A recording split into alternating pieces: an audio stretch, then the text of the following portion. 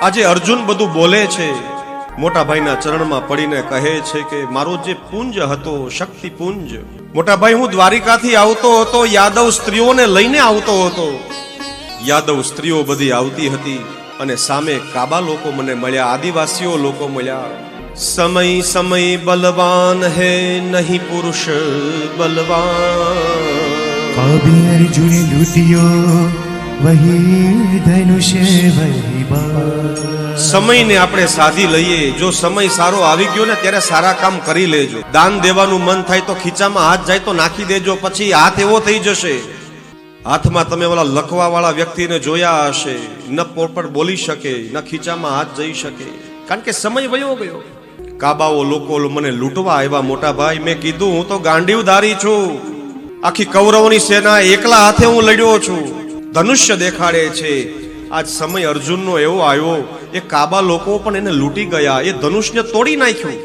આવું શું કામ થયું મોટા ભાઈ? એનું કારણ એ છે કે આપણું જે તેજ હતું, આપણું જે પુણ્ય હતું, એ પુણ્ય હવે રહ્યું નથી.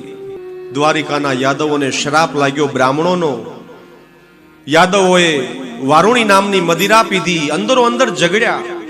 પેલા બોલાબોલી થઈ, પછી મારામારી થઈ, પછી કાપા કાપી થઈ.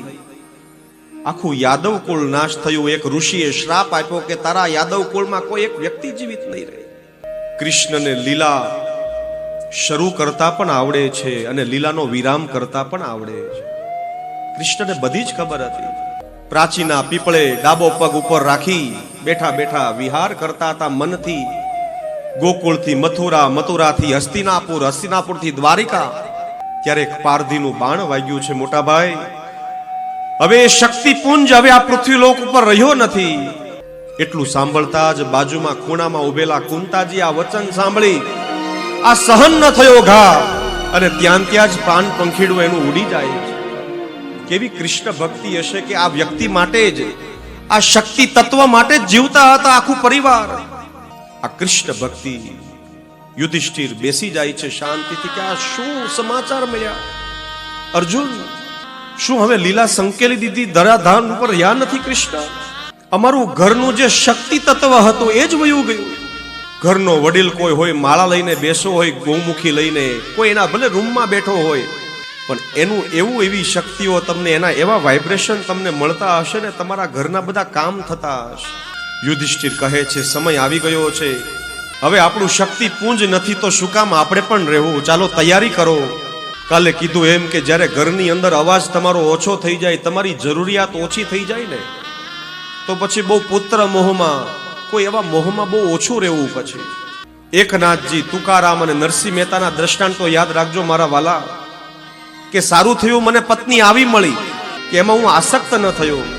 સારું થયું મને પત્ની સારી મળી, જેનાથી હું ભગવાનની ભક્તિ કરી શક્યો.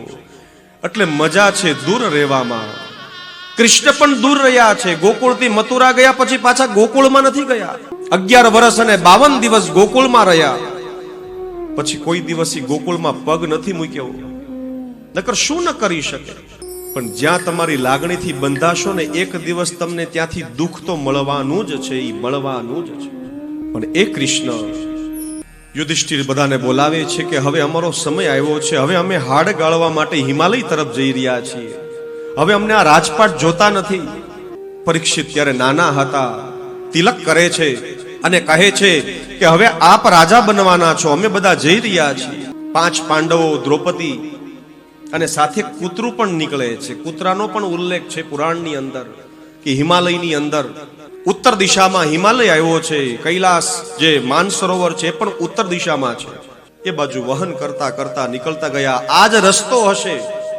અને 5 પાંડવો, દ્રૌપદીજી પોતાના શરીરથી ધીરે ધીરે શ્રી કૃષ્ણમ શરણમ મમ, શ્રી કૃષ્ણમ શરણમ મમ, વાણીને મનમાં, મનને પ્રાણમાં, પ્રાણને અપાનમાં, અપાનને મૃત્યુમાં, મૃત્યુને પંચમહાભૂતની અંદર, અને પંચમહાભૂતની અંદર 10 દિશાની અંદર, ભૂહ ભુવઃ સ્વઃ મહ જનઃ તપઃ, આ લોકની અંદર વિરામ આપી 5 પાંડવો અને યુધિષ્ઠિરને શરીર શાંત થયું.